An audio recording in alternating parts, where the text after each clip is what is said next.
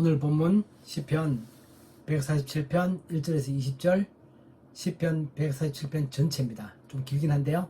한번 같이 읽어보겠습니다. 할렐루야. 우리 하나님을 찬양하는 일이 선하며 찬송하는 일이 아름답고 마땅하도다. 여호와께서 예루살렘을 세우시며 이스라엘의 흩어진 자들을 모으시며 상심한 자들을 고치시며 그들의 상처를 쌓아 매시는도다.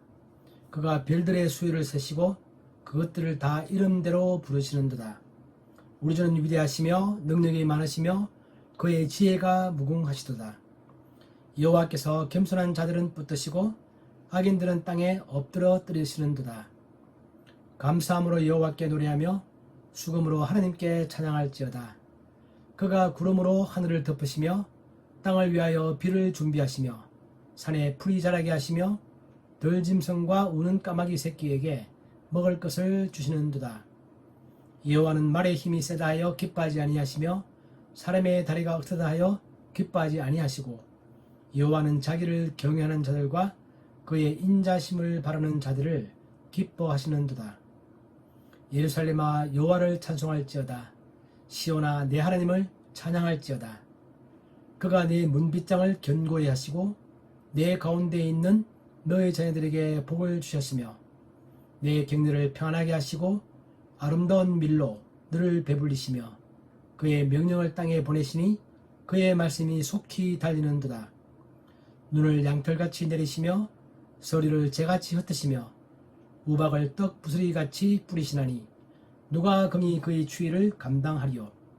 그의 말씀을 보내사 그것들을 녹이시고 바람을 불게 하신즉 물이 흐르는도다. 그가 그의 말씀을 야곱에게 보이시며 그의 율례와 규례를 이스라엘에게 보이시는도다. 그는 어느 민족에게도 이와 같이 행하지 아니하셨나니 그들은 그의 법도를 알지 못하였도다. 할렐루야. 아멘. 자, 오늘 이 시편은 제가 최근에 읽고 묵상을 하다가 너무너무 좋아서 오늘 설교의 제목으로 삼았습니다. 요즘 저희 집에서 저희 집사람하고 저희 아들하고 매일 저녁 때 이제 모여서 간단하게 가정 예배를 드리는데 요즘 시편을 쭉 읽고 있거든요. 드디어 이제 시편도 150편 전체를 어제 다 끝냈습니다. 다 끝냈는데 그런 와중에서 시편 147편 오늘 읽은 시편을 읽는데 시편이 너무 좋은 거예요. 그래서 시편을 읽어보면 다 비슷비슷한 것 같죠. 다 그 내용이 그 내용 같고 다 비슷비슷한 것 같은데 어떨 때는 그 시편의 내용이 굉장히 가슴에 와닿을 때가 있습니다. 이 시편 137편도 제가 그런 의미에서 정말 가슴에 와닿았고 제가 여러분들에게 보냈던 그 제목과 다르게 오늘 아침에 제목을 좀 바꾸었습니다. 제목을 뭐라고 바꿨냐면 하늘에 계신 우리 아버지 이렇게 바꿨습니다. 예수님께서 죽임의 속에서 하늘에 계신 우리 아버지요 그렇게 시작하죠. 근데 그 말의 의미가 오늘 이 시편 가운데도 너무 잘 나타나 있는 겁니다. 그래서 하늘에 계신 우리 아버지. 자, 하늘에 계신 분은 하나님이시죠. 그 하나님은 온 우주를 다 창조하신 분입니다. 그의 능력은 정말 무궁하고 그의 능력은 정말 오늘 우리 시편에 보는 것처럼 그 누구도 비교할 수 없을 만큼 막강한 능력을 가지고 계시는데 그분이 다름 아닌 바로 나의 아버지라는 겁니다. 우리의 아버지다. 그래서 우리가 하나님을 생각하면 두 가지가 생각하는 거죠. 첫째 하나는 그분은 위대한 창조주이시다. 하늘의 별도 만들고 달도 만들고 온 우주를 다스리는 지구만 만든 게 아니라 온 우주를 다 만드신 그런 위대한 창조주시다. 그게 우리와 너무나 초월적인 그런 분이시다. 그게 첫 번째 우리가 생각해야 될 부분이고 두 번째는 근데 그 하나님은 우리랑 멀리 있거나 우리 대해서 외면하거나 나를 잘 모르거나 그런 분이 아니라 우리 부모가 나를 아는 것처럼 우리 부모보다도 더 잘 나 한 사람 한 사람을 잘 아시는 나의 아버지다. 이 두 가지 사실이 항상 우리가 하나님을 생각할 때마다 꼭 기억을 해야 될 부분이죠.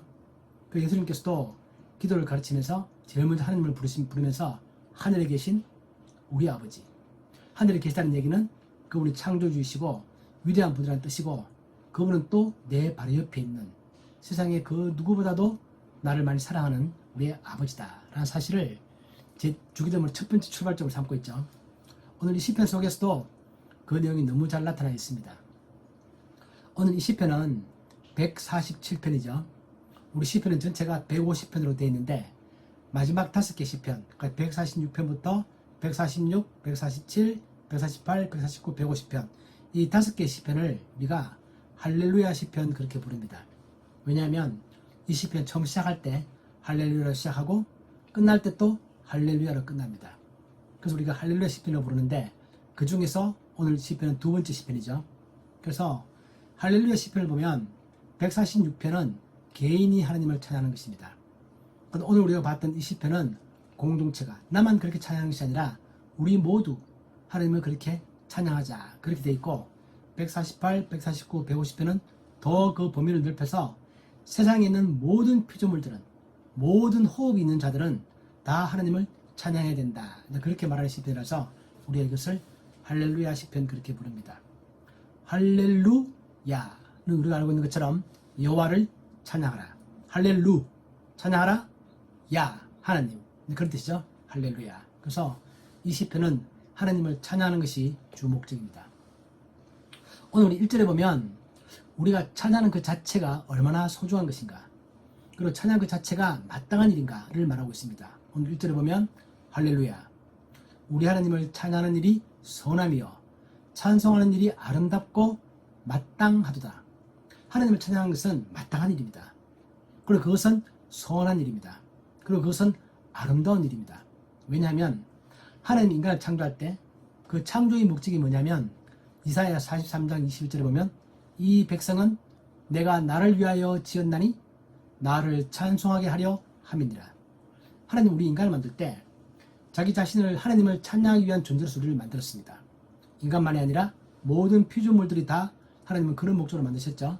특히 우리 인간들은 사람들은 하나님을 찬양의 목적으로 만들어졌기 때문에 우리가 만들어진 목적에 합당하게 하나님을 찬양할 때 그것은 마땅한 것이기도 하고 또 우리 마음 가운데 엄청난 기쁨이 몰려옵니다. 왜냐하면 나는 내가 지어진 목적 그 자체에 맞게끔 지금 내가 행동하고 있기 때문에 그렇습니다. 세상의 모든 물건들은 그것이 만들어진 목적에 합당하게 움직일 때 가장 자연스럽고 가장 능력을 잘 발휘하고 그 움직이는 그 자체도 아주 아름답게 그렇게 되는 것처럼 우리 사람들도 내가 하나님을 찬양할 때 찬양을 해보면 마음 가운데 가장 기쁨이 몰려오고 평화가 몰려오고 평안이 있고 왜냐하면 우리가 그렇게 만들어졌기 때문에 그렇습니다. 우리 만들어진 목적이 그렇기 때문에 그렇습니다. 그러니까 여러분 어떠세요? 평소에 여러분 하나님 생각하시면 마음 가운데 찬양이 막 우러납니까? 나 정말 하나님 너무 좋다. 하나님은 정말 너무 멋있다. 위대하시고 또 나를 사랑하시고 그런 찬양이 내 마음 가운데 우러나올 때는 나 자신도 행복하죠. 그것처럼 왜냐하면 우리가 그런 목적으로 그걸 위하여 우리가 만들어졌기 때문에 그렇다는 겁니다. 근데 우리가 이렇게 하나님을 찬양할 이유는 두 가지죠. 아까 말했던 것처럼 그분의 위대한 창조주로서의 능력, 그분의 위엄 그런 것도 우리가 마땅히 찬양해야 되고 너무나 위대하신 분이죠. 두 번째는 그분이 나의 아버지로서 나를 보살피고 사랑한다. 는 사실 때문에 또 우리는 그분을 찬양합니다. 우리가 찬양해야 될 이유 두 가지죠. 오늘 시편은 그걸 잘 보여주고 있습니다. 오늘은 보면 4절에 보면 하나님을 창조주로서 찬양하는데 어떤 식의 표현을 쓰고 있냐면 오늘 4절에 보시면 그가 별들의 수요를 세시고 그것들을 다 이름대로 부르시는도다 그렇게 표현합니다. 하나님은 별들의 수요를 다 세십니다. 별이 몇 개죠? 아시는 분 있으세요? 과학자도 모릅니다. 현재 우리가 연구에서 밝혀진 별의 숫자는 알지만 그 넘어서 얼마나 별이 많이 있는지 우린 모릅니다. 아직 인간들은 모릅니다. 하나님은 그 별들의 수요를 다 알고 계십니다. 또 그리고 우리나라 성경에서는 이 별들의 수요를 센다, 카운트한다 그렇게 번역했는데 영어 성경의 원어를 보면 두 가지 의미를 가지고 있다고 합니다. NIV 같은 데 보면 어떻게 번역하고 있냐면은 하나님은 별들의 숫자를 정하시는 분 Determine the number of the star 그렇게 해서 하나님은 별들의 숫자를 정한답니다. 그 말은 뭐냐면 하나님은 내가 별을 몇 개 만들겠다. 그리고 정하시고 그 별들을 만드셨기 때문에 그 별들의 수요를 다 셀 수 있다는 뜻입니다. 하나님은 그런 분입니다. 근데 하나님은 또 그 별들의 이름을 하나하나 다 부른다는 것입니다. 그냥 별들, 몽땅 해서 말하는 게 아니라 별의 이름을 다 부르시는 그런 분이 바로 우리 하나님이시다. 위대하죠. 저상의 별들의 창조주입니다. 또 그리고 보면 오늘 본문에 보면 15절 18절에 보면 하나님은 모든 날씨와 기후와 계절을 다 정하시는 분입니다. 오늘 우리 15절을 보면 그의 명령을 땅에 보내시니 그의 말씀이 속히 달리는도다. 말씀이 막 달린대요. 쉽게 말하면 하나님이 말씀을 탁 하시면 그 말씀이 그 명령을 전하기 위해서 말 타고 달리는 것처럼 막 달린다는 것입니다. 그래서 16절에 보시면 눈을 양털같이 내리시며 서리를 재같이 흩으시며 우박을 떡 부스러기같이 뿌리시나니 누가 그의 추위를 감당하리요. 겨울이 온다는 것은 하나님이 하시는 일입니다. 눈, 우박, 소리 이런 것들을 내리게 하시는 분. 또 18절에 보면 그의 말씀을 보내사 그것들을 녹이시고 봄이 되는 것입니다. 봄이 되면 그 눈을 다 녹입니다. 그리고 바람을 불게 하신 적 물이 흐르는도다. 우리가 요새 더위 때문에 고생 많이 하시죠. 이 더위 곧 지나면 다음 주가 지나서 8월 15일이 지나면 날씨는 분명히 신선해집니다. 시원해지는 거죠. 우리는 그거 다 알고 있습니다. 때가 되면 다 봄, 여름, 가을, 겨울이 돌아갑니다. 이 모든 것들을 하시는 분. 인간이 거기에 저항할 수 없습니다. 오늘 본문에 나오는 것처럼 누가 그 추위를 감당하리요. 날씨가 더워지고 추워지면 인간들은 그에 맞춰 살아야 되지 그것을 인간이 절대적으로 이겨낼 수 없죠. 그런 분이 바로 우리 하나님이십니다. 이 모든 자연세계를 지배하시는 분. 그런데 그런 하나님은 그 속에 있는 모든 피조물들에게 먹이를 주시는 분이십니다. 이 되게 중요한 부분이죠. 사도행전에 보면 바울이 전도로 갔죠. 그리스에 갔는데 사람들이 생각할 때 그리스 사람들은 또 모든 일반 이방 민족들의 사람들은 신을 생각하면 우리가 신께 뭔가를 바쳐야 한다. 그 생각이 많이 깔려 있습니다. 토속신앙이 다 그런 거죠. 위대한 신이 있으면 그 신에게 우리 인간들은 뭔가를 갖다 바쳐야 된다. 갖다 바쳐야 그 신이 좋아하고 우리를 혼내지 않고 우리를 잘 보여준다. 그 생각이 있기 때문에 우리나라 동화에 나오는 것처럼 심청을 바다에 빠뜨리기도 하고 막 그런 게 있는 거죠. 그런데 바울이 말을 합니다. 하나님은 그런 분이 아니다. 하나님은 사도행전 17장 25절에 보면 무엇이 부족한 것처럼 사람의 손으로 섬김을 받으시는 것이 아니니 이는 만민에게 생명과 호흡과 만물을 친히 주시는 이시니라. 첫 번째는 하나님은 우리에게 먼저 준다는 것입니다. 인간이 하나님께 뭘 드리는 게 아니라 하나님이 먼저 주신다. 하나님과 우리 관계 생활 우리가 첫 번째 기억할 것은 뭐냐면 내가 하나님께 봉사를 하고 예배를 드리고 헌금을 드리고 이런 존재 이전에 하나님이 먼저 우리에게 필요한 모든 것들을 다 주시는 분입니다. 오늘 10일은 잘 나와 있죠. 그래서 하나님은 오늘 8절에 보면 그가 구름으로 하늘을 덮으시며 땅을 위하여 비를 준비하시며 산에 풀이 자라게 하시며 그러니까 인간이 무언가 농사를 지어서 하나님께 제물을 드리기 이전에 하나님이 먼저 우리들에게 풀이 자라게 하시고 우리에게 뭔가를 먼저 주시는 분입니다. 그러니까 우리가 하나님을 찬양할 때 찬양이라는 것은 내가 먼저 막 쥐어짜서 하나님께 드리는 게 아니라 하나님이 먼저 나에게 주신 것들을 내가 충분히 이해하고 그거에 반응해서 자연스럽게 우러나오는 것이 찬양이다. 하나님은 우리들에게 먼저 그분께서 우리들에게 먼저 주시는 분이다. 그리고 첫 번째 아주 꼭 기억해야 될 중요한 거죠. 하나님을 생각하면 하나님은 나에게 나의 필요한 것들을 주시는 분. 그래서 우리가 먼저 해야 됩니다. 오늘 9절에 보면 재밌는 표현을 하죠. 하나님께서 덜짐승과 우는 까마귀 새끼에게 먹을 것을 주시는도다. 까마귀, 새끼, 아주 작은 존재죠. 이름도 없습니다. 아무도 죽어도 아무도 모르는, 아무도 관심을 갖지 않는 그런 작은 까마귀 새끼에게 까마귀 새끼가 배고파서 울면 거기에 먹을 것을 주시는 분이 하나님이십니다. 이 같은 내용이 욥기에도 나오는데요. 욥기가 보면 욥이 고뇌를 당하면서 내가 왜 이렇게 고통을 당하나 막 그렇게 막 왜 그런지 모르겠다 이런 거 막 하소연할 때 하나님 욥이 그렇게 말하죠. 하나님이라는 존재는 욥 내가 생각하는 것과 훨씬 차원이 다른 존재다. 그렇게 말하면서 욥기에 보면 그런 말이 있습니다. 까마귀 새끼가 하나님을 향하여 부르짖으며 먹을 것이 없어서 허우적거릴 때 그것을 위하여 먹이를 마련하는 이가 누구냐? 욥 너는 까마귀 새끼에 대해서 알고 있냐? 까마귀 새끼가 먹을 게 없어. 막 울고 있어. 그럴 때 거기에다가 먹이를 주는 그건 누구냐? 하나님이라는 것입니다. 그러니까 온 우주 만물에 온 이 지구상에서 아주 이름도 없는 작은 까마귀 새끼가 배고프다라고 할 때 거기에 먹을 거 주시는 분이 바로 하나님이시다는 겁니다. 하나님은 그처럼 아주 크신 분이면서 동시에 작은 것에도 마음을 쓰시는 사랑을 주시는 그런 분이시다는 겁니다. 그런 하나님은 인간인 우리들에게도 자기의 백성들에게도 우리의 모든 필요를 다 채워주시는 분이다. 오늘 본문 13절 18절에 보면 이렇게 표현합니다. 그가 너희 문빗장을 견고히 하시고 내 가운데 있는 너희 자녀들에게 복을 주셨으며 내 경륜을 평안하게 하시고 아름다운 밀로 너를 배불리시며. 하나님은 우리 문빗장을 견고히 하십니다. 다시 말하면 외지기의 침해로부터 바깥의 모든 병, 질병, 어려움, 가난 이 모든 것들로부터 우리를 지키시는 분이다. 그리고 그 가운데 있는 우리의 자녀들에게 복을 주시는 분이다. 우리에게도 복을 주지만 우리의 자녀들에게도 복을 준다. 이건 부모들에게 엄청 큰 위로를 주죠. 하나님은 저에게 복을 주신다. 하나님은 나에게 주신 복과 똑같은 복을 우리 자녀들에게도 주기를 원합니다. 우리가 매일 기도하는 것들입니다. 하나님은 그런 분이다.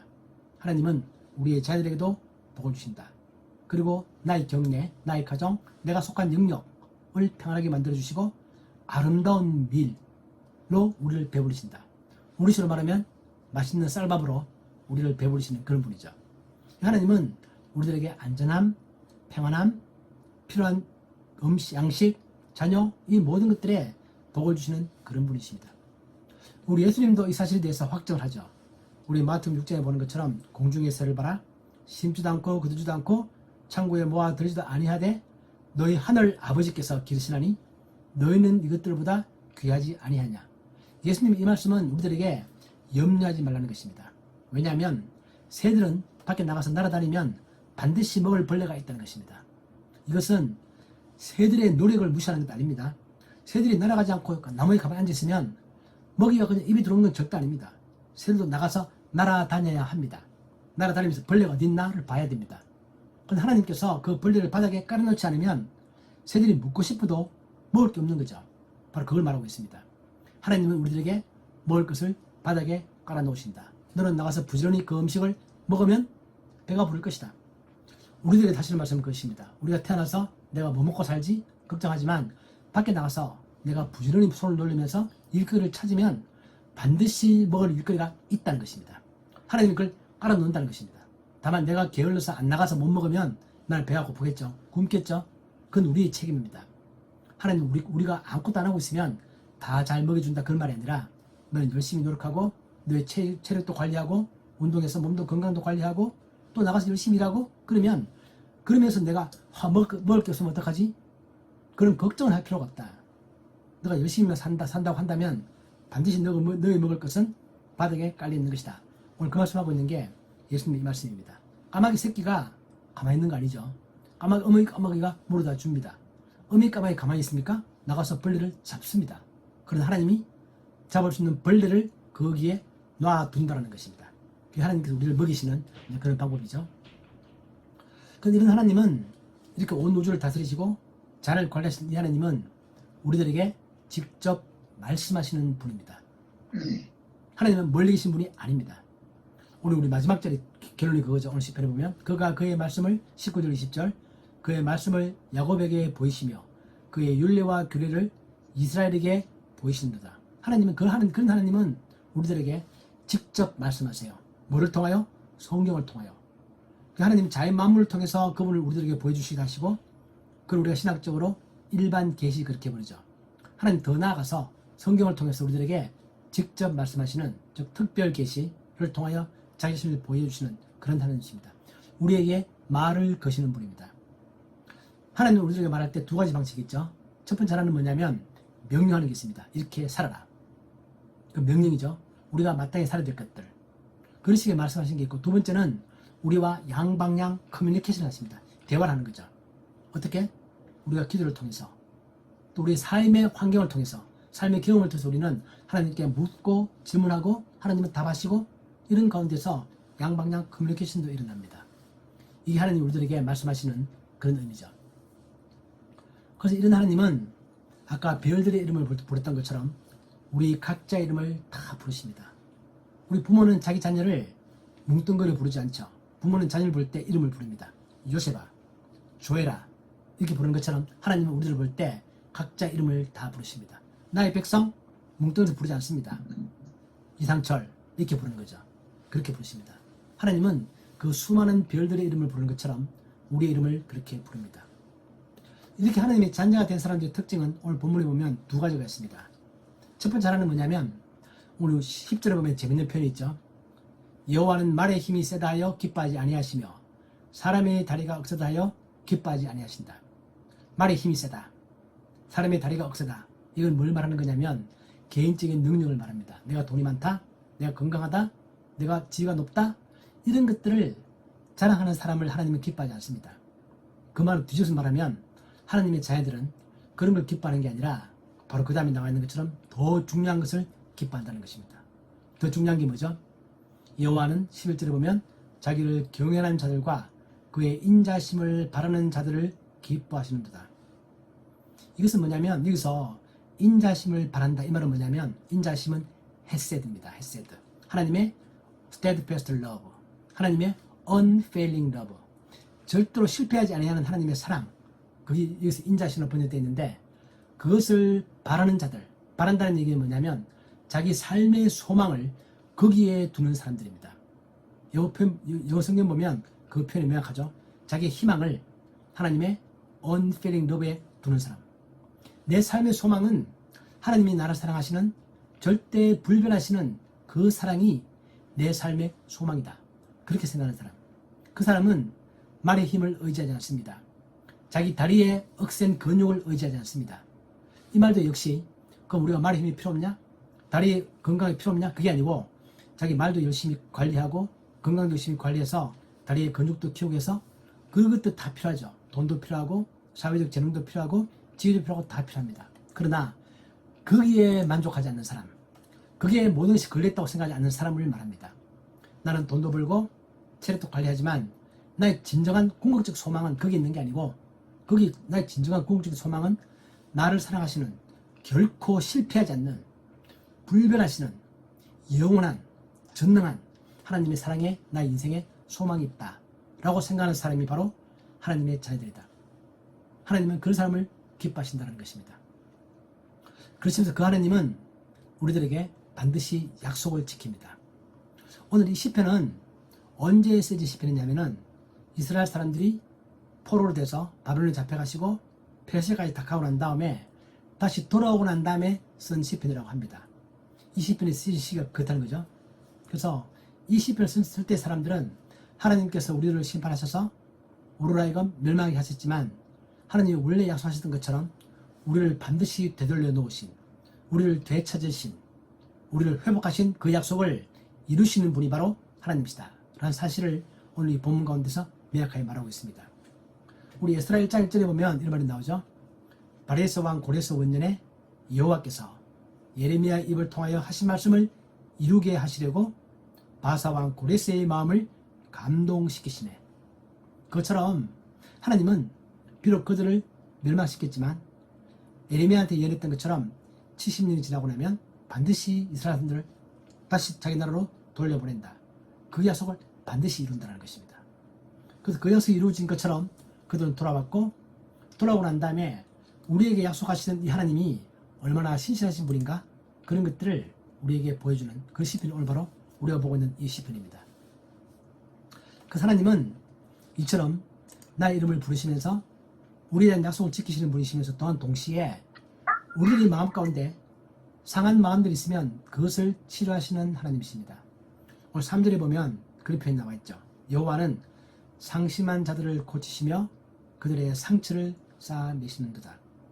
하나님은 우리가 상처받기 쉬운 존재임을 알고 계십니다. 우리가 살면서 스트레스, 마음이 상하기도 하고 우리 육체가 상하기도 하고 우리는 너무나 쉽게 상처를 받을 수밖에 없는 그런 약한 존재죠.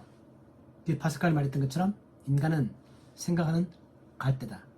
갈대는 약한 존재다. 우리 정말 약합니다. 저도 우리 주변 사람들 보면 얼마나 약한 사람들이 많은지 참 안타까울 정도입니다. 육체가 약하고 약한 거지만 마음이 무너져서 마음이 깨져서 우울증, 공황장애 이런 것들로 괴로워하는 사람들 너무나 많고 그걸 못 견뎌서 자기 목숨을 끊어버리는 사람들도 많고 인간은 정말 약한 존재들이다. 그러나 하나님은 그 약한 사람들을 치료하시는 하나님이시다. 상심한 자를 고치시고 그들의 상처를 쌓아내신다. 이스라엘 사람들은 하나님의 성전이 무너지고 포로로 잡혀갈 때 얼마나 그들의 마음이 무너졌겠습니까? 그런데 하나님은 일정 기간이 지나면 다시 그들을 회복시키시고 그들의 상처를 쌓아매시는 그런 분이 바로 우리 하나님이시다. 우리 살면서 이런 하나님을 나의 아버지로 모시고 있다는 것 참 놀라운 것입니다. 우리 이 시편을 보면서 우리 삶에 적용을 해보면 아버지는, 하늘에 계신 나의 아버지는 나의 이름을 아시는 분, 나의 이름을 개인적으로 부르시는 분, 항상 내 옆에 바로 계신 분, 내가 느끼지 못한다 할지라도 내가 기도하면 반드시 그 기도를 들으시고 내 환경 가운데서 나에게 뭔가 말씀하시는 그런 분이 바로 나의 아버지다. 여러분 집에서 아버지 생각하면 어떤 이미지가 떠오르십니까? 아버지나 어머니, 부모를 생각하면 나에 대해서 한없는 포용력, 사랑, 인자심 그런 걸 가지고 있는 분이 바로 그런 분이 이 땅에 있는 우리 부모라면 하늘에 계신 나의 부모죠. 하늘에 계신 나의 아버지입니다. 그런데 그분은 능력이 없거나 힘이 없거나 그런 분이 아니라는 겁니다. 그런 분은 온 우주를 만드신 분이고 나를 창조하신 분이고 모든 작은 까마귀 새끼에도 다 먹이를 줄 수 있는 분이고 하늘의 별들의 숫자를 정하시고 그 별의 이름을 다 부르시는 분이 바로 나의 아버지다. 이 사실을 내가 굳게 믿는다면 나는 살아가면서 하나님의 뜻 가운데서 우리를 더 잘 만들어 가시기 위해서 내 삶 가운데는 고난이 있을 수 있습니다. 어려움이 있을 수 있습니다. 성경은 명확하게 그렇게 말하죠. 나에게 고난이 있는 이유는 나를 다듬기 위한 것이다. 나를 더 좋은 그릇으로 만들기 위한 것이다. 그걸 우리가 알면서 그런 가운데서도 하나님의 실패하지 않는 사랑, unfailing love, 하나님 결코 그 사랑이 실패하지 않는다. 하나님은 반드시 나를 구원하신다.